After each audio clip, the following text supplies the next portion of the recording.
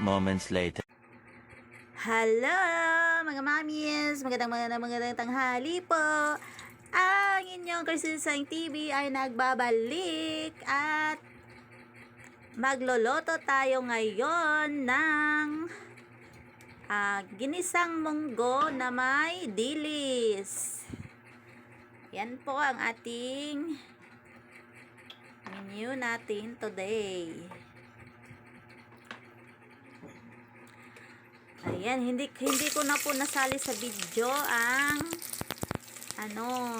mga picture sa munggo at saka sangkap dahil nakalimutan ko mga mamis. Ayan. Syempre, usual na naman, igisa natin ang mga sangkap, bawang, bubay, kamatis.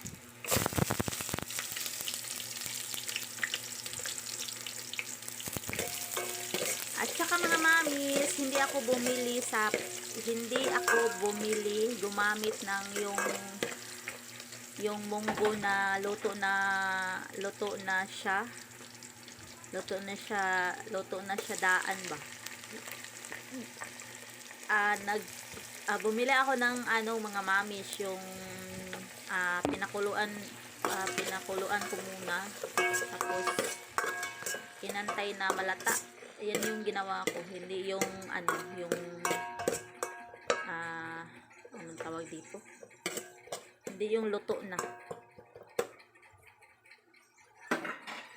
At ayan, pagkatapos pong kumatas ng mga sangkap, ay ilunod na natin ang munggo na ating tawag dito, gilataan na to nga munggos. Yan. Mas maayo pag siguro magbisaya.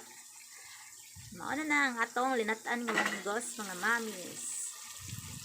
Kaya wala ako din palit atong katong loto na daan sa merkado kay kasagaran ato mga mamis. So takaybaw, alams nyo na. Yan. Mas nindot jud mga mamis kung kita mo imulata sa munggos. Tayo ang maglata. Ayan, nilunod na po natin lahat ng tawag dito, linataan nga munggos.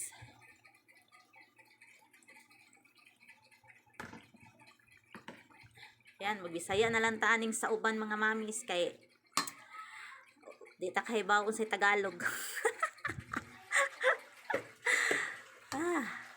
Color ka. Ayan, atin po siyang halo-haloin para maghalo yung mga sangkap na kumatas sa munggo. Tapos atin siyang pakuluin pakuluin saglit bago natin lagyan ng tubig pang sabaw. Ayan. Kailangan natin lagyan ng tubig na pangsabaw mga mamis. Kay lain pud kayo kanang ato na lang na siyang inana na lang ang atong sinabaw nga munggos. Lain kay sa wala tay mahigop. Buwa tay mahigop ba? Ayan, lagyan natin ng pangsabaw.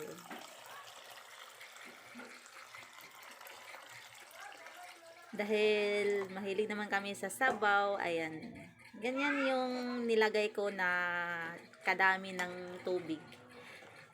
Pero iba-iba naman tayo ng pagluluto. Ayan, nasa sa inyo kung kayong magluto ng ginisang munggo, kung lagyan ba ninyo ng sabaw, hindi. Pero sa akin talaga, maglagay talaga ako ng pangsabaw dahil mahilig kami sa sabaw. Ayan, dagdagan pa natin kasi marami naman tong munggo. 1 kilo to ang munggo eh.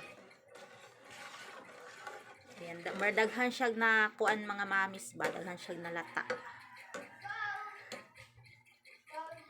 Para dili siya baska. At isunod na natin ang dilis. Ayan, dahil nagtitipid tayo, ganyan lang yun. Ganyan lang kadami yung dilis natin na ilagay. Dahil nga, affordable cooking tayo. Pero mga mamis, pang ano na namin to, pang tanghalian, dala na pang hapunan. Yan.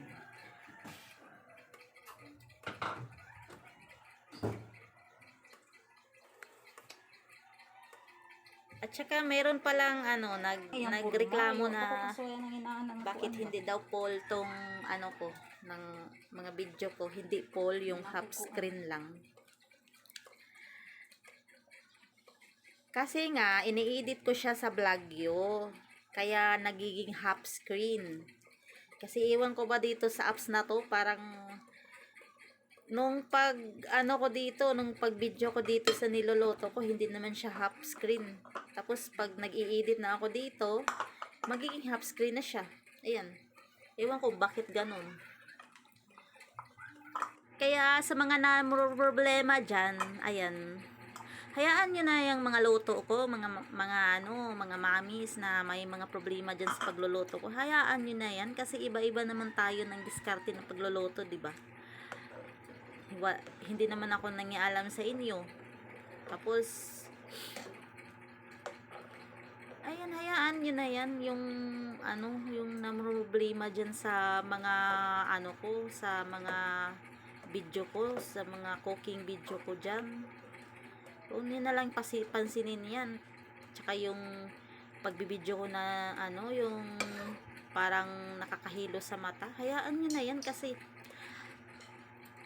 ako lang po yung nagbibideo. Tapos yung isang kamay ko nagluluto. Ayan, kung wala naman akong ano, di pa ako nakabili ng ano, yung ano, ang tawag dito, yung CP stand. Ayan. Hayaan nyo na lang yung mga ano ko, mga video ko, mga mamis. Iba-iba naman tayo ng diskarte sa buhay. Kaya ano. At ayan po, luto na po ang ating affordable cooking. See you tomorrow. Bye!